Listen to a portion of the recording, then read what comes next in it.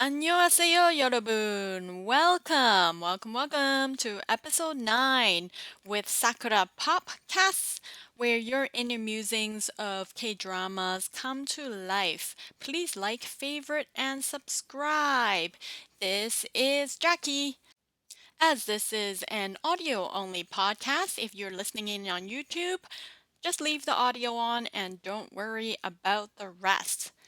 So, there is something that is quite special that many reviewers are raving about these days all over the internet, and that is a new film that's just been released, I would say about 1 or 2 weeks ago on Netflix.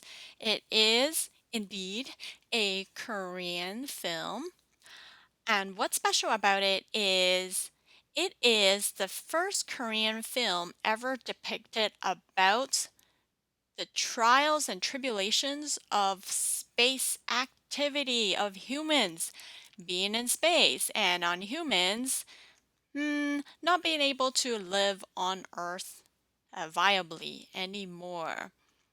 Really neat. I was very interested to see what a Korean director's take on a space odyssey adventure would be like. So here we go. We are going to be talking about the movie Space Sweepers. The summary is chasing after space debris and faraway dreams in year 2092, four misfits unearth explosive secrets during the attempted trade of a wide-eyed humanoid.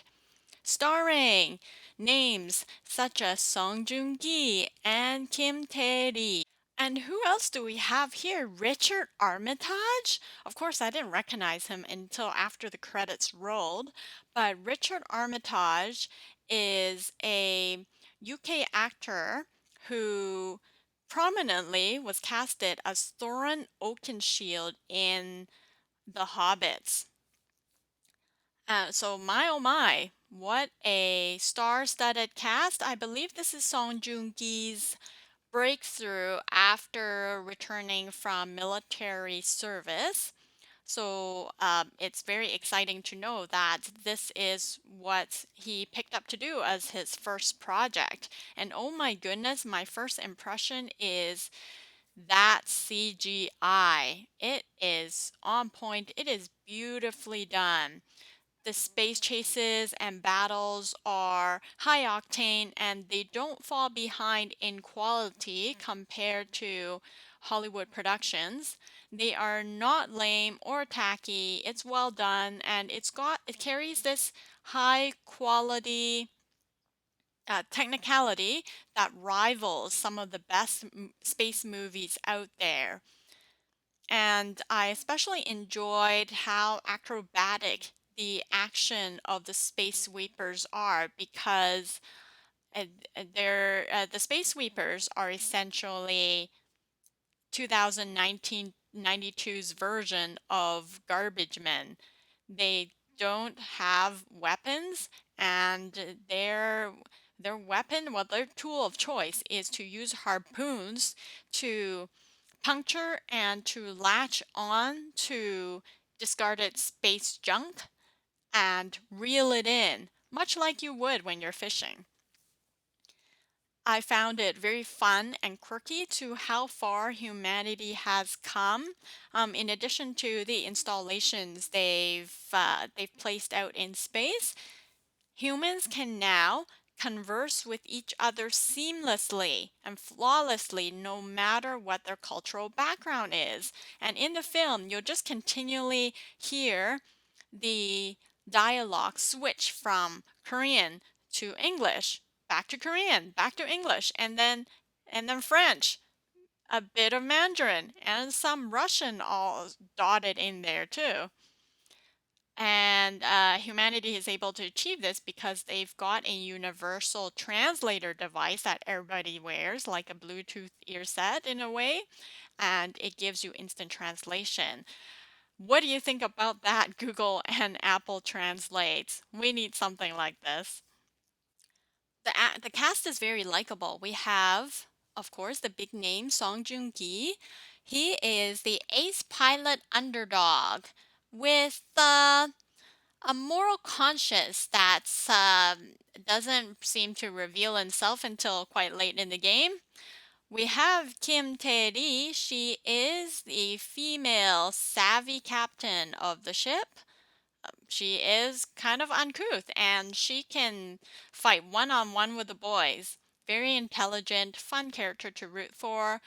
There is a robot on board. Robot Bub is the wisecrack who doubles as weapon of choice for these space sweepers, and along with Song Ki, who is your obligatory, very tough and gruff on the outside character, but as soft and huggable as a teddy bear on the inside.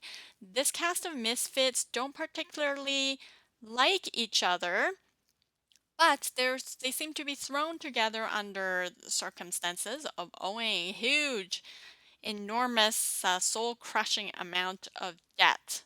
And their goal is to make money, money, and more money. Wait a minute.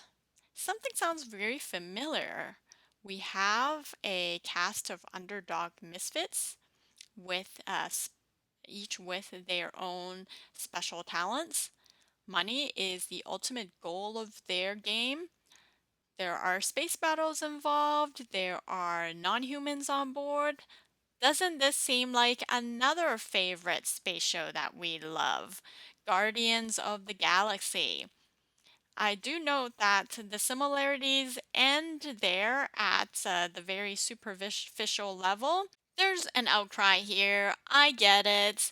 There is no comparison to anything with Guardians of the Galaxy. Heck, most of the Marvel films can't compare with anything outside the world of the Marvel universe. It's like trying to compare a Star Wars film with any other film about space that isn't Star Wars. There is just no match. I place this fault directly with the film. As a viewer, if I can't but be reminded and compare you with some better movies that I've watched, then there's a problem, and we will get to the problems. Let's start first with our space crew. I admittedly don't find myself invested in them. I don't particularly really like the human characters. I don't fall in love with them and feel like I have to really root for them, except for one person.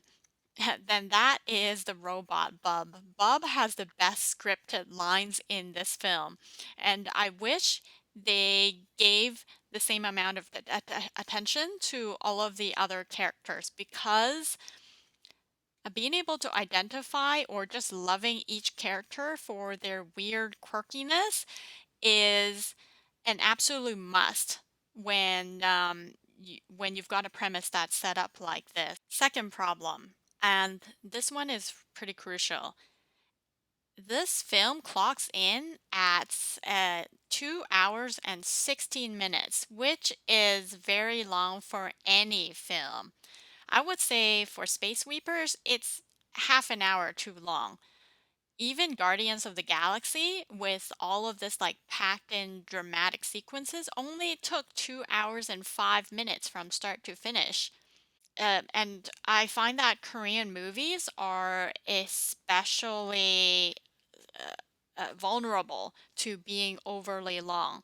The pacing starts to slow way down after the first 20 minutes or so. And in this case, Space Sweepers takes an inordinate and unnecessary amount of time to establish the stakes and the conflict before launching into the rising tension. You want to get there a lot more faster than the movie did.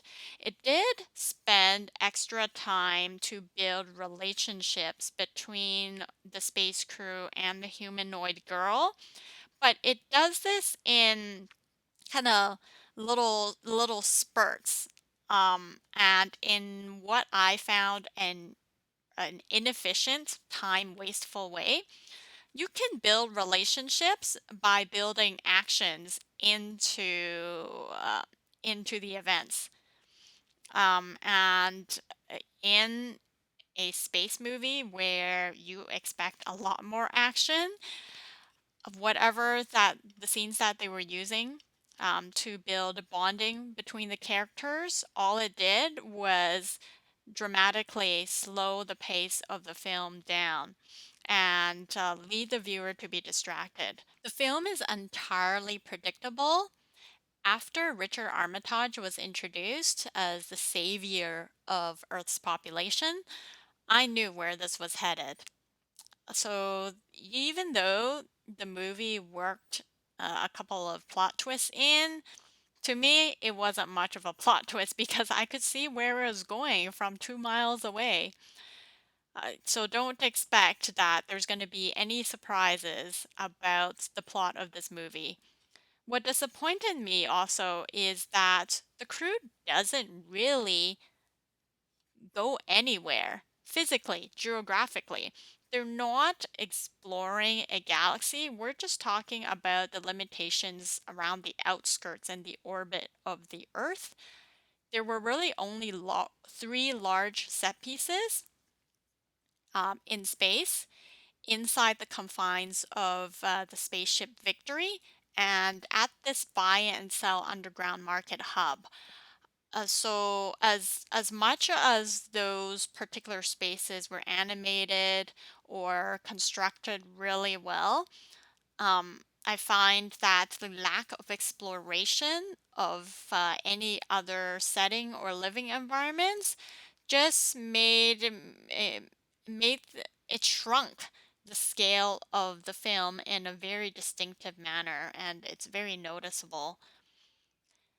Given all of these negative qualities, do I still believe that the film has redemptive qualities? Space Reaper's CGI is excellently rendered. Its set pieces and props on are par with the level of detail of what you might consider as a smaller scale of a Marvel film. Space Sweepers has a strong acting main cast and reasonably well acted minor characters. In conclusion, you can't go wrong watching it. You can't go wrong not watching it. Just don't set your expectations too high, and you will be able to experience some breezy, forgettable fun. Thank you for listening. This has been Sakura Pop. 다음에 또 봬요. 안녕.